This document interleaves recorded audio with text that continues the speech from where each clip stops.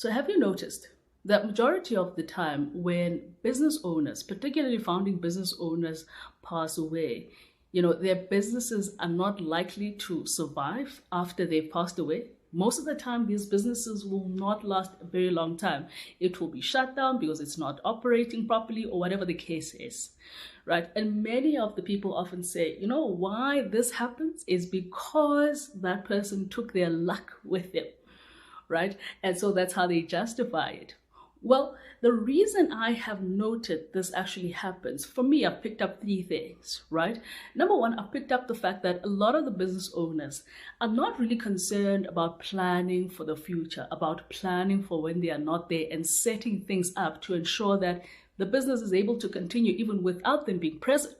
For example, the business owners that I have spoken to or I'm exposed to, most of them don't even work with their families in their businesses, right? But then they would have this imagination that the business can be able to operate even when they're not there. How? And the second reason that I have observed is the reason why, businesses don't last after the business owner has passed is simply because the business owner does not have someone already in place who's going to succeed them. They're not training or grooming someone who's going to enter into that position. Majority of the time, business owners, particularly founding business owners, are instrumental in a business. And so them not being there has a big blow on the business. And so when there's not someone who's going to quickly succeed them, it creates problems in the business. Hence, it will not survive as soon as they are not there. And then the third reason why this often happens is because of the way their business is inherited. Because of the lack of plans in place, there's a certain way in which this business ends up being inherited. This then sabotages the whole business. And I'm going to take you through this, right, so that you can understand it clearly. But these are the main three things that I have observed are the reasons why businesses will never, or most of the time, are not generational. So without further ado, I want us to just get into the discussion here, right? My name is Yolanda Mnyangeza, and I'm an attorney and a director at Mnyangeza Attorneys. If you are new here, welcome. But we're moving ahead. We know you're not going anywhere. So first thing I want us to talk about is what happens, and I'm going to literally use, the image here of a sole director, sole owner of a business, right? So that at least you can get my point. So I'm going to talk about what happens when you don't have plans in place and why this business ends up failing because of this. And then I'm going to just introduce you to some of the solutions that you can put in place, or rather, let's say the plans you can put in place to ensure that the business continues to survive even when you're not there. This is very important, particularly if you use that business to take care of your family, right? So without further ado, let's get to it. So like I said, a lot of the business owners don't really have a lot of plans, they're not anticipating that they won't be there, so they don't bother to go there. And when I talk about plans, I mean they don't have wills in place, they don't have any policies, they don't have any documentation drafted in anticipation that they will not be there, right? So as a result, then they leave things as they are. Now, what then happens in that instance? And I want you to look at this from the perspective of a sole owner and a sole director. So what happens is that if you die and you don't have any of these plans, your shareholding is obviously going to be inherited by your family, either your kids or your wife, depends, right? And what's going to happen is that when you've passed away, those people will have to now report your estate so that an executor can be appointed. Right? Now, once the executor is appointed, then the executor can appoint a director in the company. But now the biggest problem with this is this one.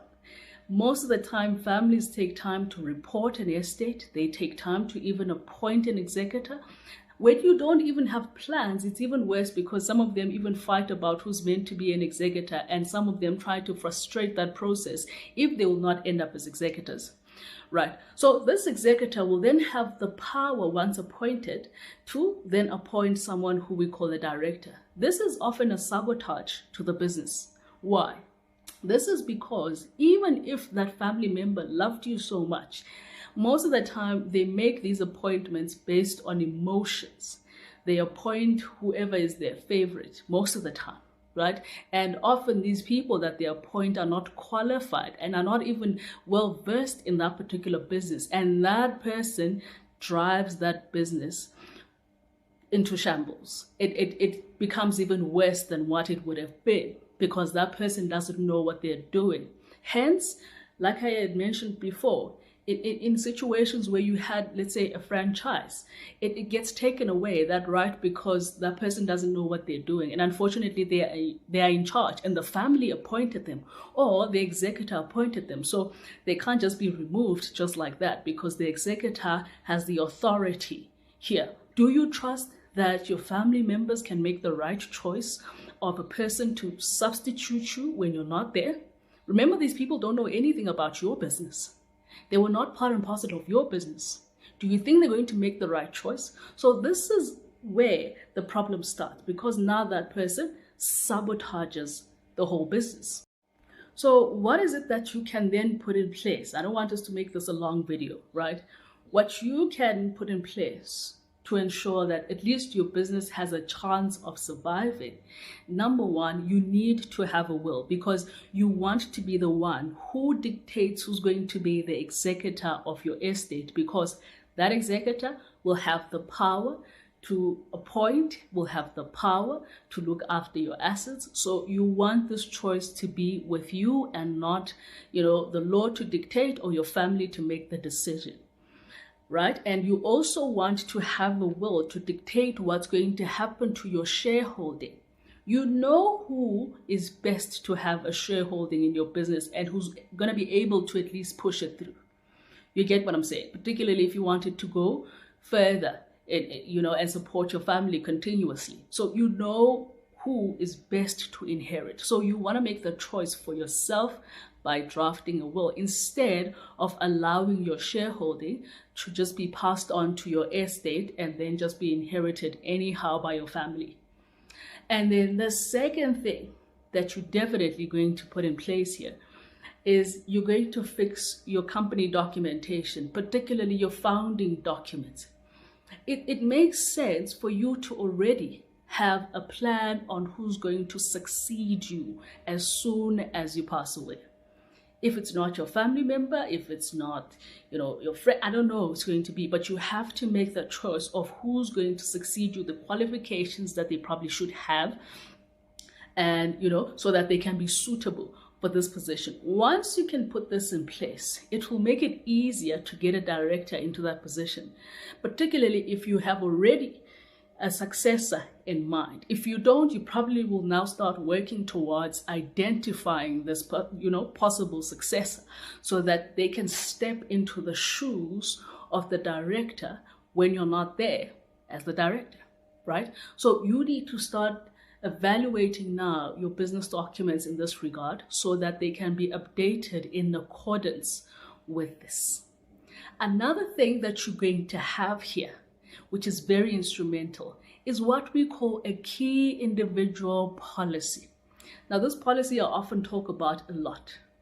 This is important because remember, you have certain attributes, you have certain possibly qualifications, you have certain experiences. Another person will probably not have the same experiences, the same attributes, and the same type of education. So what is it that you can then put in place to ensure that they are fully equipped when they take up this position? You're going to then have this policy kick in.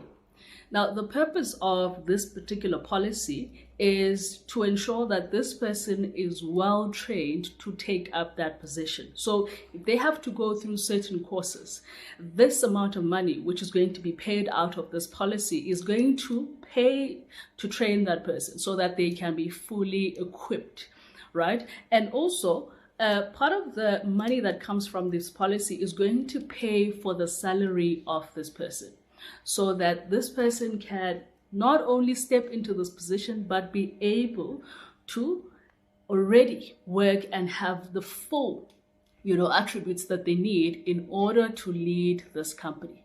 Before you take this out though, I want you to really pass by someone to evaluate your options. As much as a key individual is important, I want you to take up a key individual policy with the right terms or with the right benefits, right? Particularly in this case, it's important you think about the education, think about how much they need to be paid, and just have a vision in mind, what type of training they're going to need. Then you can take out a policy when you have that type of information.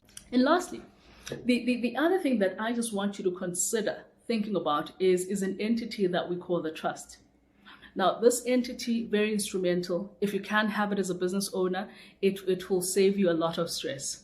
Now, the reason why you would have such an entity is to ensure that as soon as you pass away, also, things run smoothly in the business. If, for instance, you leave the shareholding, your shareholding that is, of your business to the trust, you're guaranteed that the business is not going to be idle and not in operation, because you already have people we call trustees. The trustees are there to ensure that whatever interest the trust has must always be protected. So it will mean that if you're dying here and you leave the shareholding in the trust, the trustees will automatically either step into the position of managing the business, or alternatively, they'll be able to appoint someone who can already step into the position of a director so that the business can continue, because that's part of the role that they play, right? So in that way, also, this saves the debacle of your family fighting about the shareholding, etc., because now the shareholding will belong to the trust and your family will just benefit what is being transferred to the trust from the business in terms of dividends. You get what I'm saying? So in that way, you've taken this role away from the family directly and you've given it to people who will be much more objective here, whose sole role will be to ensure that whatever benefit the trust has are maximized, meaning that the existence of that business must continue in order to make money for what? For the trust. So on that note, if you're someone who would like to look into, this entity we call a trust and think about it as an option, and you just want to understand more about it, you may want to join the webinar that we're going to host on the 9th of March at 11 a.m. So the webinar is 275 and it's via Zoom, right? So it's not for free, but it's going to help capacitate you before you make that decision. For instance, you're going to know what's a trustee, what's a beneficiary, how do you choose these people, what are the benefits, how do you move assets, what are the tax implications, how do you use it as a business owner, how do you use it for your family's interests, etc. So if you're that person, just make sure you join that masterclass so that you at least get an understanding before you take up the role of establishing or being the founder of a trust. Guys, I hope this was helpful, right? But I think the lesson here we just need to understand is that business owner doesn't go away with their luck, but rather the business depends on the business owner having plans in place and putting certain things in place to ensure that this business can continue to survive. So if you neglect that part of, your planning, it means that the business will be sabotaged, right? And we have to look into training successes here.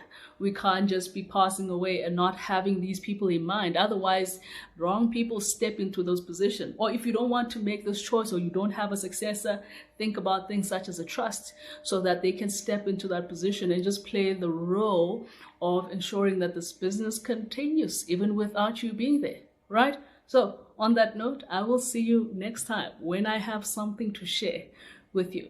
My name is Yolanda Mnyengeza and I'm an attorney, the director at Mnyengeza Attorneys. I'll see you next time.